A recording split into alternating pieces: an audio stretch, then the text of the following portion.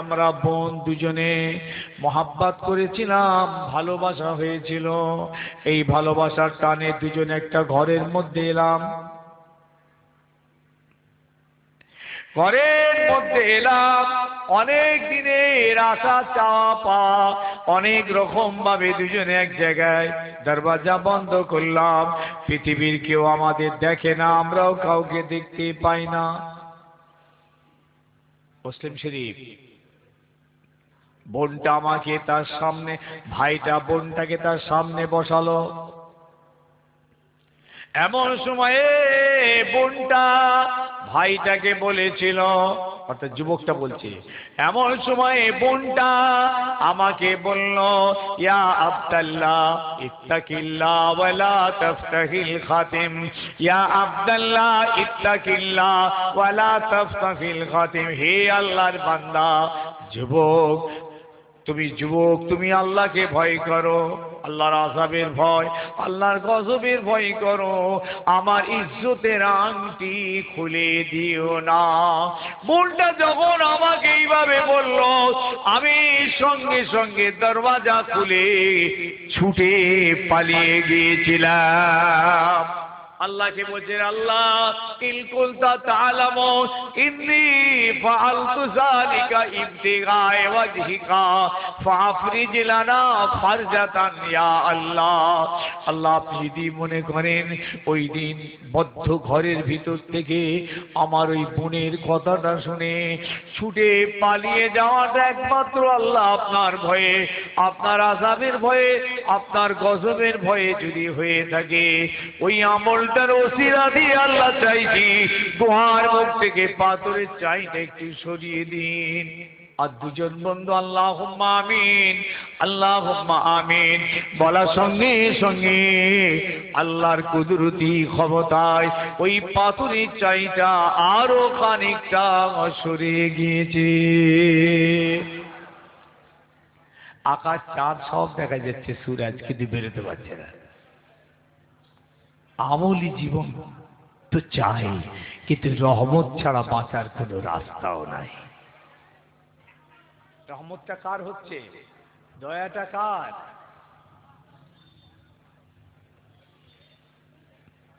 আর একজন। সেই লোকটা কি করছে দেখো। সেই লোকটা বলল, যুবকটা বলল, ভাই আমি এই জন কিষেন খাটাতাম। একদিন একটা কৃষেন তার একদিনের মজুরিটা না নিয়ে আমার কাছে জমা রাখল, আমানত রাখল। আমি আমানত রাখলাম। আমার মনে মনে হলো, গরিব মানুষ খেটে মেহনত করে একটা টাকা আমার কাছে রেখেছে, আচ্ছা দেখি এই টাকায় একটা গরু কিনি। তো আমি সেই টাকা দিয়ে একটা গরু কিনলাম। এই গরুটার আস্তে আস্তে আল্লাহ বরকত দিলেন, বাছুর হলো, দুধ হলো, আবার বাছুর, আবার বাছুর, এর বাছুর, ওর বাছুর, এইরকম হতে হতে হতে হতে একটা বড় গরুর দল হয়ে গেল। সুবহানাল্লাহ বলুন। আবার একটা রাখালও রাখলাম, দুধ বিক্রিও হতে লাগলো, সেই টাকায় রাখাল পায়, গরুদের সেবা শস্য হয়।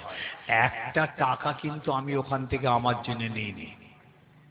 এইভাবে চলতে চলতে হঠাৎ একদিন সেই কৃষেনটা এসে, লেবারটা এসে বলল, মালিক আমাকে সেই মজুরিটা দেবেন,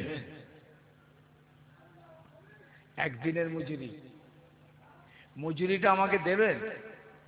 তখন যুবকটা বলছে, আমি তখন আমার সেই কৃষেনকে বললাম যে, বাবা তোমার একদিনের মজুরি, ওই যে রাখালটা গরুর একটা বড় দল নিয়ে ঘুরছে, ওই সম্পূর্ণটাই তোমার। শুনছেন কথাটা? শুনতে তো সহজ, আমি বলছি আরো সহজ, আপনারা শুনছেন আরো সহজ, প্র্যাকটিক্যাল কিন্তু খুব কঠিন। সুরে মারহাবা বলে দেবেন আরো সহজ, সুবহানাল্লাহ বলবেন একদম ফিরি ফিরি, কিন্তু বাস্তবটা খুব কঠিন। অতগুলো গরু, তাদের দুধ হচ্ছে, বিক্রি হচ্ছে, পয়সা হচ্ছে, কি বলছেন? এ বলছো আমি একটা কোটি পয়সা আমার নিজের জন্য আমি নিইনি, সব ওখানে ওর বুদ্ধি। কিষেন বলল, আপনি আমাকে ঠাট্টা করবেন না, আমার সঙ্গে মজা করবেন না। এত পয়সার মালিক আমি নয়, সামান্য একদিনের একটু মজুরি, আমাকে এটা ফিরিয়ে দিন। বলে বাবা তুমি ওগুলো নিয়ে যাও, এটা তোমার ওই একদিনের মজুরির ফল। আমি তোমার জন্যই নিয়ত করে একটা গরু কিনেছিলাম, এই গরুটা তোমার হালাল পয়সায় আল্লাহ তো বরকত দিয়েছেন, এই সবটাই তোমার ওই একদিনের মজুরির টাকায়। যাও বান্দা তুমি এটা নিয়ে যাও। এই আমলটা আল্লাহর দরবারে তুলে ধরেছেন। খুব সহজ না কঠিন?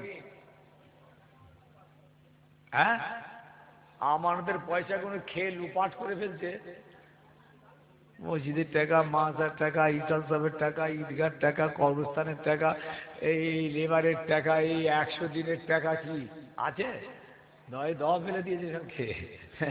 বাবা এইরকম হয়ে আছে। কিয়ামতের মাঠে যখন উঠবে না, হাদিস পাকে যে পেটগুলো এরকম বড় জ্বালার মতো হবে,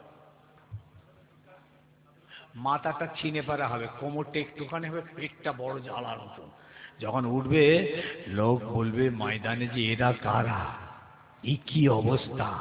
বলবে এগুলো সব হারামখোর উঠছে, এসব হারামখোর, সুদ খেয়েছে, ঘুষ খেয়েছে, জুয়া খেলেছে, টিকিট খেলেছে, পরের মেরেছে, গরিবের মেরেছে, মসজিদের, মাদ্রাসার, ইসাল সাহেবের, ঈদগার, কবরস্থানের, লেবারের সমস্ত পয়সা কুড়ি মেরে লুটপাট করে খেয়েছে।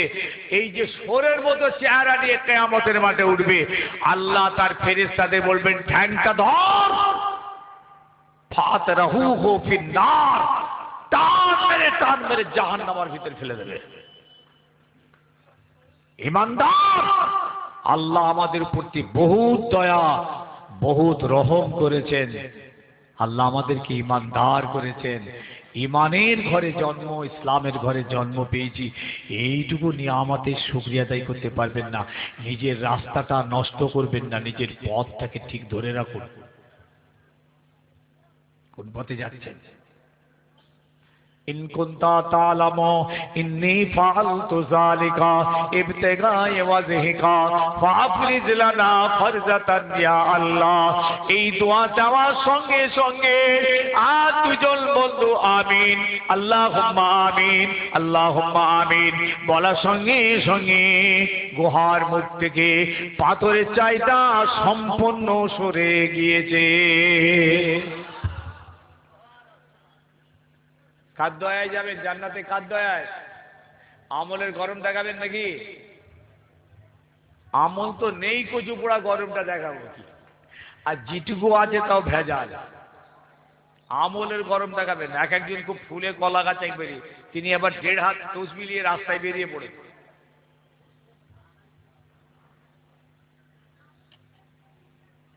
ইমাম সাহেব না, কারি সাহেব না, হাফিজ সাহেব কোথায় গেল? এবার তোর শিব জোরে জোরে আল্লাহুম্মা সাল্লি আলা সাইয়্যিদিনা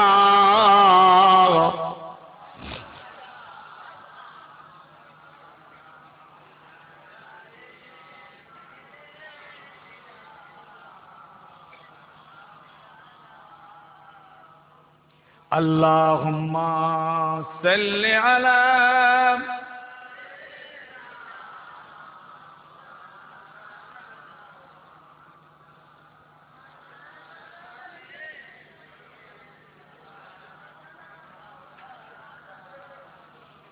कितनी गई प्यारी रोजा को देखो, कितनी गई प्यारी रोजा को देखो, होरो गिल्मा उन पर कुर्बान देखो, जन्नत से ठंडी हवा आ रही है, अल्लाह अकबर मेरे नबी के शान है आली, या रसूल अल्लाह, या रसूल अल्लाह मुझ पर करम की नजर हो, तेरे दर पे आए हैं बन के सवाली, अल्लाहुम्मा सल्ली अला।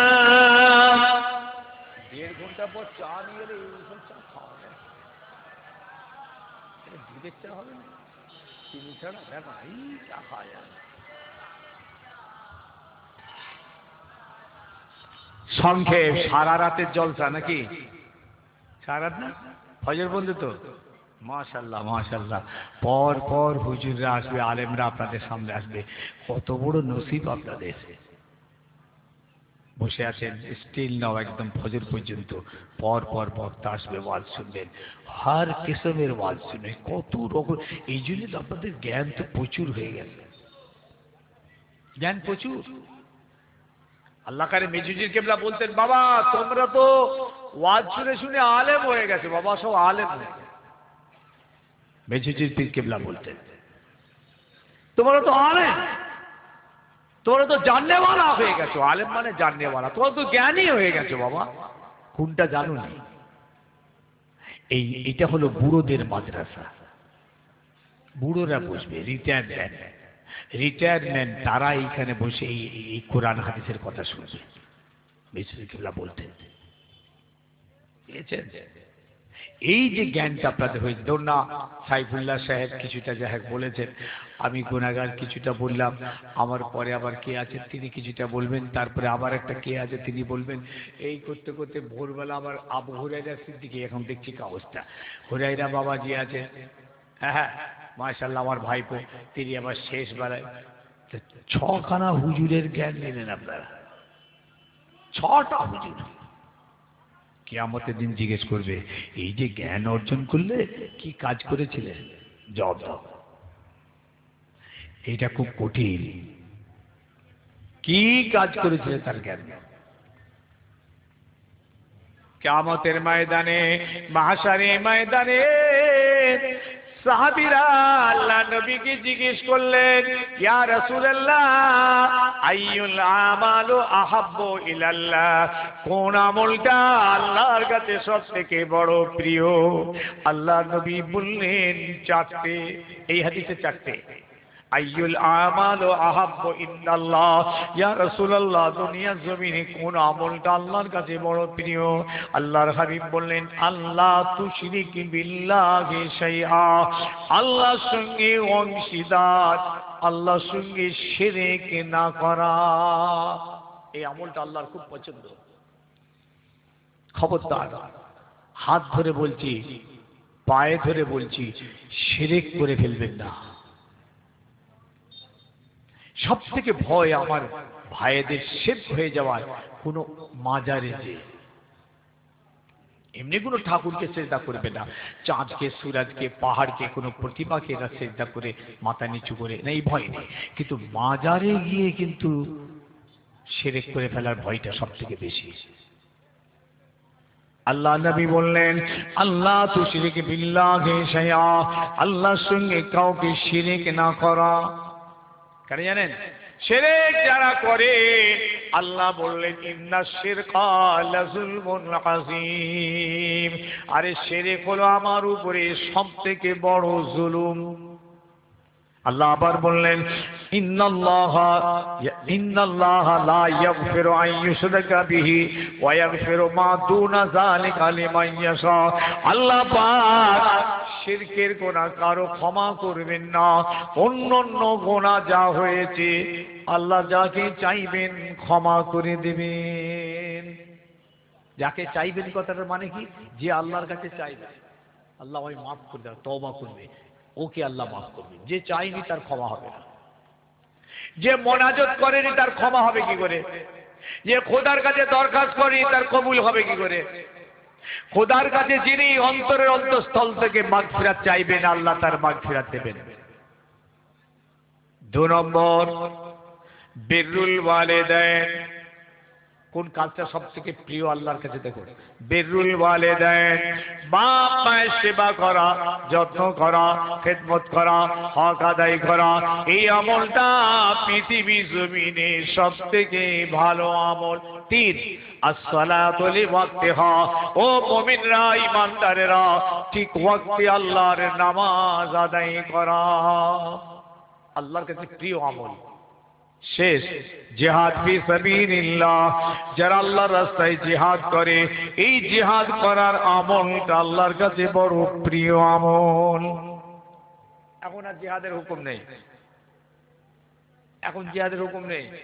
যখন ছিল তাদের ঘর বাড়ি ছেলে বিবি বাল বাচ্চা সমস্ত কিছু ত্যাগ করে দিয়ে তারা ফি সাবিলিল্লাহ জিহাদ করেছিলেন আল্লাহকে খুশি করার জন্য। এদের শান এত দরজা বড় হয়ে গেল, এদেরকে মরা বলতে মানা করেছে। এদের মরা বলবে না, এরা জিন্দা। কেমন জিন্দা তোরা জানো না। এবার সাহাবীরা ঘুরিয়ে প্রশ্ন করলেন, ইয়া রাসূলুল্লাহ আইয়ুল আমালু আযনাবু ইলাল্লাহ বা আইয়ুল আমালু আকবারুল কাবায়ের ইনদাল্লাহ, সবথেকে বড় কবিরা গুনাহ আল্লাহর কাছে কোনটা? হ্যাঁ শুনে নাও, সবথেকে বড় কবিরা গুনাহ। আল্লাহ নবী জানালেন, আন তুশরিকি বিল্লাহ, আল্লাহর সঙ্গে শিরক করা, উকুকুল ওয়ালিদাইন, বাপ মায়ের নাফরমানি করা। সমাজের ছেলেরা তো বাপ মায়ের সঙ্গে নাফরমানি করছে, সালাম কালাম নেই, কথাবার্তা পর্যন্ত বন্ধ করে দিয়েছে, লেনদেন যাওয়া আসা নেই, বয়কট করেছে। এইরকম হাজার হা বাড়ি আছে, বুঝলেন, হাজার হা বাড়ি। উকুকুল ওয়ালিদাইন, বাপ মায়ের সঙ্গে নাফরমানি করা। 3 নম্বর হলো আল্লাহ তাকতুলু আওলাদাকুম লিখাশিয়াতিল ইমলাক, খাওয়ানোর ভয়ে সন্তান হত্যা করা। খাওয়ানোর ভয়ে আছে নাকি? আপনার খাবারে অংশীদার হয়ে যাবে, হিস্সাওয়ার হয়ে যাবে, এই ভয়েতে শিশু হত্যা করা আছে? হয়, কোরআন বলছে এবং হাদিস বলছে হয় হয়। হসপিটালে খবর নেবেন, কত মোমেন আছে, মোমেনা আছে, পুরুষ আছে, নারী আছে, দেখবেন বাচ্চাগুলোকে মেরে দিচ্ছে 2 মাস 4 মাস 5 মাস 3 মাস। আরে আফটার ডেলিভারি হয়ে যাওয়ার পরও বাচ্চাটাকে মেরে দেয়। কঠিন খারাপ আল্লাহর জমিনে। আল্লাহ নিজে বলছেন, লা তাকতুলু আওলাদাকুম লিখাশিয়াতিল ইমলাক, তোমরা যেন খাওয়ানোর ভয়ে কোনো বাচ্চাকে হত্যা করবে না। সে সব থেকে খারাপ দুনিয়ার জমিনে আল্লাহর চোখে আমল হলো পাড়া মহল্লা বস্তির মহিলাদের সঙ্গে খারাপ কাজে লিপ্ত হওয়া। ভাই আমার, ছেলেরা, যুবকেরা, আল্লাহ নবী হাদিস পাকের ভিতরে বলেছেন, আয-যানি লা ইয়াজনি হিনা ইয়াজনি ওয়া হুয়া মুমিনুন, আশ-শারিবু লা ইউশরাবু হিনা ইউশরাবু ওয়া হুয়া মুমিনুন, আল-কাতিলু লা ইউকতালু হিনা ইউকতালু ওয়া হুয়া মুমিনুন। একজন মুমিন জিনা করতে পারে না যখন সে জিনার কাজে লিপ্ত হয়ে যায়, তখন তার ঈমান থাকে না।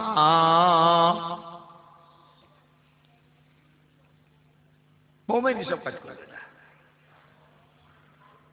যতক্ষণ তার ঈমান মজবুত আছে, ঈমানের নূর আছে, ঈমানের আলো আছে, ঈমানের জ্যোতি আছে। খারাপ কাজ করতে হবে, খারাপ কাজ হয়ে যাচ্ছে, হয়ে গেল, তখন মুহাদ্দিসিনরা বলছেন, বিশেষ করে আনোয়ার শাহ কাশ্মীরি রহমাতুল্লাহ বলেছেন যে ওর ভিতরে যে ঈমানের যে আলোটা ছিল না, ওই আলোটা উঠে গিয়ে ফাঁকা আকাশে ঘুরতে থাকে। যখন এই হারাম কাজ থেকে ফিরে এসে তওবা করে ফিরে আসে, তখন তার আবার ঈমানের নূরটা তার কাছে এসে ফের জমা হয়, তখন তার ঈমানের নূর আসে। তাই আমার ভাইদের আজকে শেষ আমি একটা কথা শেষ বলে বুঝিয়ে দিয়ে যেতে চাই। ওয়াজ বুঝবেন, বুঝার মাহফিল, সুর শোনার মাহফিল নয়, ডায়লগের মাহফিল নয়, রাজনীতি করার মাহফিল নয়, গন্ডগোল ঝগড়া এখানে বলার মাহফিল নয়। ভালো ভালো আলেমদের দেখবেন মোবাইলে খিস্তি পাচ্ছে, কাঁচা কাঁচা খিস্তি। একটা সাধারণ মানুষ কিন্তু ওই রকম মুখে পচাল পারে না। আপনি শুনলে আর দেখলে অবাক হয়ে যাবেন, এরা কি রকম। এই জন্যে সবাইকে আলেম মনে করে, এদিকে তাকান, সবাইকে আলেম মনে করবেন না। স্টেজে উঠে ওয়াজ করলি আলেম নয়। একটা কোরআন একটা কিংবা হাদিস হয়তো বললো, সবাই বলতে পারে না, বলে না, হয়তো কেউ একটা করে একটা হাদিস বললো, সেটা বাংলা বই পড়ে মুখস্থ করে নিয়ে এসে বলেছে, ওটাকে আলেম বলা যাবে না। আলেম হওয়ার জন্য শর্ত হলো আল্লাহর কোরআনকে সেইভাবে তেলাওয়াত করতে শিখতে হবে। দুই, আরবি সাহিত্যের উপরে, আরবি ল্যাঙ্গুয়েজের উপরে তার দখল রাখতে হবে। তিন, তানাকে দীর্ঘ সময় হাক্কানি আলেমদের সোহবতে বসে কোরআন হাদিসের তালিম নিতে হবে। এইসব বক্তাগুলো যে উঠেছে 95% বক্তা কিচ্ছু জানে না, কোনো এলেম নেই, আকার মূর্খ। কিন্তু আপনারা সমাজের মানুষ, গলা আছে, সুর আছে, ভাজ আছে, ই আছে, ও আছে, এদের জন্য ওয়াজ করা না যায়। এদের ওয়াজের মাহফিলে বসাও ঠিক না। এরপরই বড় বড় বুজুর্গানে দিন, বড় পীর সাহেব কেবলা হুজুর বলছেন, ওয়াজ করবে কে? আলেম ওয়াজ করবে। আলেমকে ওই তিনটে বললাম, আরো বলছি শুনুন, কে কে ওয়াজ করবে, কার জন্য ওয়াজ করা যায়? যিনি মিশকাত শরীফ একটা হাদিসের কিতাব নিজে পড়তে পারে, অপরকে পড়াতে পারে।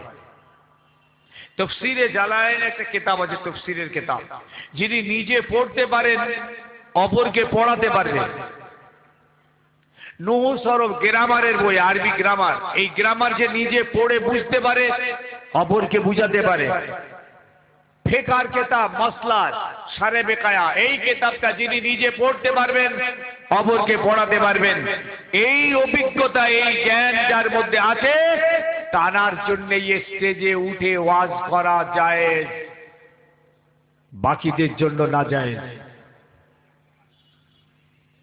কিন্তু ওয়াজ হচ্ছে, আপনি শুনলে অবাক হবেন। আমার এই দীর্ঘ 40 বছর ওয়াজের বয়স, বয়স তো অনেক, 40 বছর আমি ওয়াজ করছি।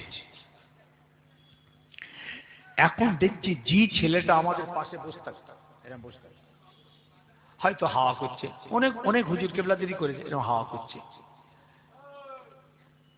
কিংবা হয়তো সাথে একটু যাচ্ছে, সে এখন হঠাৎ ওয়াজ করছে। চাঁদা তুলতে বেরোতে চাঁদা তুলতে তুলতে গজল বলতে বলতে গলাটা গজলের মতো একটু ভালো মারা, ব্যাস বেরিয়ে পড়েছে বাজারে। বেরিয়ে পড়ে এখন বক্তা হয়ে গেছে। ইউটিউবার সামনে নিয়ে এসে বসিয়ে দিয়েছে, ইউটিউবার গুলো তাদেরকে কায়দা করে প্রচার দিয়ে দিচ্ছে, দিয়ে এখন শুনছে নাকি ট্যাক্সি করে 4 টাকা করে ঘুরছে, আবার তার ফি হয়ে গেছে নাকি 12, 14, 15,000। আমি কিয়ামত তো শুরু হয়ে গেছে। ওর পেটে 10খানা লাথি মারলে একটা আলিফ বেরোবে, 10টা লাথি মারো পেটে, একটা আলিফের আ বেরোবে। ঘাড়ে রুমাল, মাথায় হিয়া টুপি, আপনাদেরকে বোকা বানিয়ে বাজারে ঘুরছে। ও নিজেও বেহেদায়েত, আর সমাজেও তার ওয়াজ শুনে কোনদিন হেদায়েত হতে পারবে না। শেষ হাদিস, কে এসছে আমার পরে? কে আছে? শানু স্যার এসে গেছে। এই চলে করে এই হাদিসটা বলি, ঠিক সেই মুহূর্তে আনবে না। ও 44 হয়েছে, ঠিক আছে, একটু খুঁজলাম কি হচ্ছে। কো এনেছে? ও মাশাআল্লাহ, মাশাআল্লাহ, হ্যাঁ ঠিক আছে। দরুদ শরীফ, একটু দরুদ শরীফ পড়েন। আল্লাহুম্মা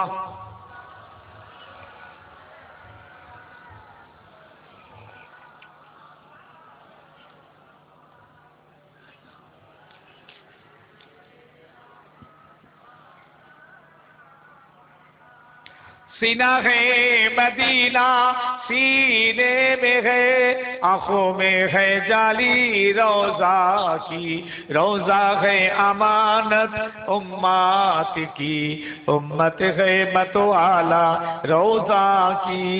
अल्लाहुम्मा सल्ली अला।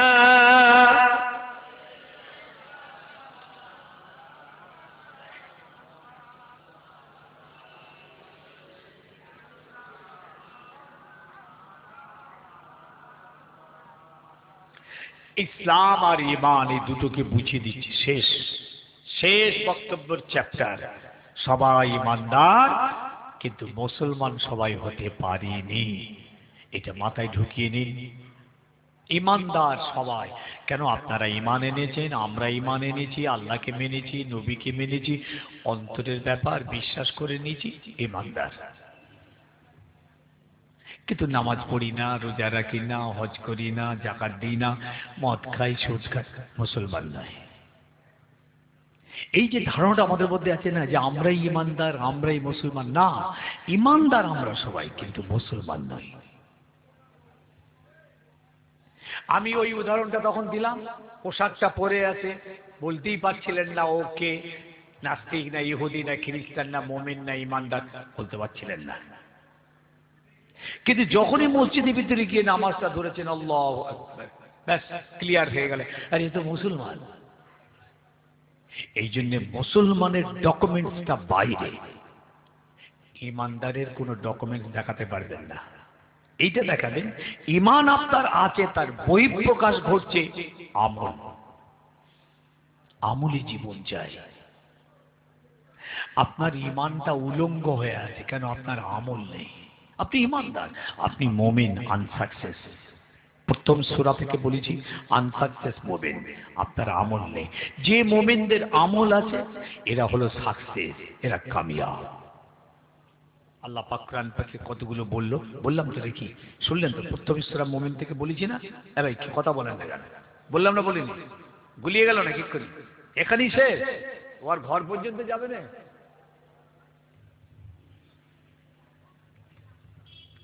আল্লাহ নবী বসে আছে, এমন সময় ওই রকম একটা অজানা লোক এসে হাজির হয়ে গেল।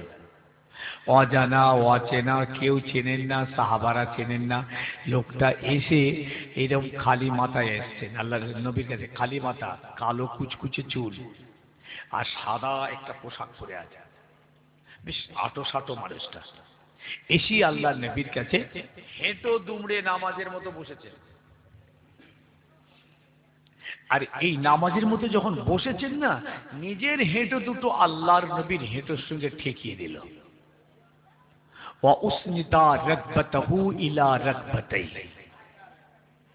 নিজের দুটো রাকবা আল্লাহ নবীর হেঁটোর সঙ্গে টাচ। আর কি করলো? নিজের দুটো হাত দিয়ে রাসূলুল্লাহর রানের উপরে রাখলো। হাদিসটা বয়ান করছেন হযরত ওমর রাদিয়াল্লাহু আনহু, বলছেন আমি অবাক হয়ে যাচ্ছি, কে লোকটা? আমরা কেউ চিনি না, কোথা থেকে এলো? এত বড় স্পর্ধা! আমরা নবীর দিকে তাকিয়ে কথা বলতে পারি না, আদবে মাথা হ্যাট করে কথা বলি, গায়ে টাচ করতে পারি না। এই নিয়ে এসে হেঁটুটে গিয়ে আবার হাত দুটো রাসূল আলের উপরে। যেহেতু নবী কিছু বলছেন না, সাহাবীরাও চুপ। বুঝতে পেরেছেন?